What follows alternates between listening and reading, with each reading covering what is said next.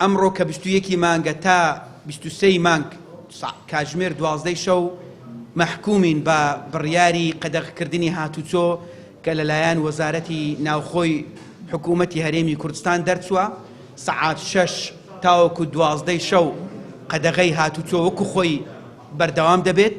بڕیاریشماندا ئەمڕۆ دوای ڕاوێژ لەگەڵ بەڕێوەبەری گشتی تەندروستی هەولێر بۆ بەرژەوەندی گشتی هاوڵاتیان لە بەیانیەوە لە سبەیەوە نۆڕینگەکانی پزیشکی و هیددان بە کۆمەڵێک مەرج دەکرێنەوە، بەڵام هەر شوێنێک ئەو مەرجانە پەیڕەو نەکات بە تاکید لە نێوان بەڕێوەبەرایەتی گشتی و سەندیکا ڕێکاری یاسایی دەگیرێتە بەربەرامبەریان سەبارەت بەو شوێن و بازار و شوێنە گشتیانە و ئۆتۆمبیل و هەموو ئەم بابەتانەی تر کە تا ئێستا بەداخراوی مابوونەوە ئێمە پێشنیازی تایبەتمان گەڵاڵە کرد و سەبارەت بە مانگی ڕەمەزانی پیرۆزیش پێشنیازی تایبەتمان گەڵاڵە کرد.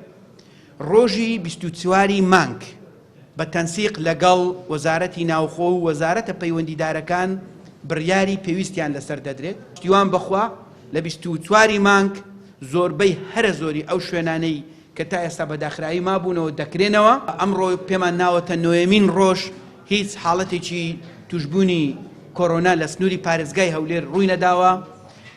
تەندروستی نەخۆشەکان باشە، بەڵام ئەمە بەو مانای نییە کە ڤایرۆسەکە کۆتایی هاتووە. مەترسیەکانی ڤایرۆسەکە هێشتا ماون و ئەگەر خۆمان نەپارێزین و ئەگەر وریانە بین لەوانێ بگەڕێینەوە سەر خاڵی سەفەر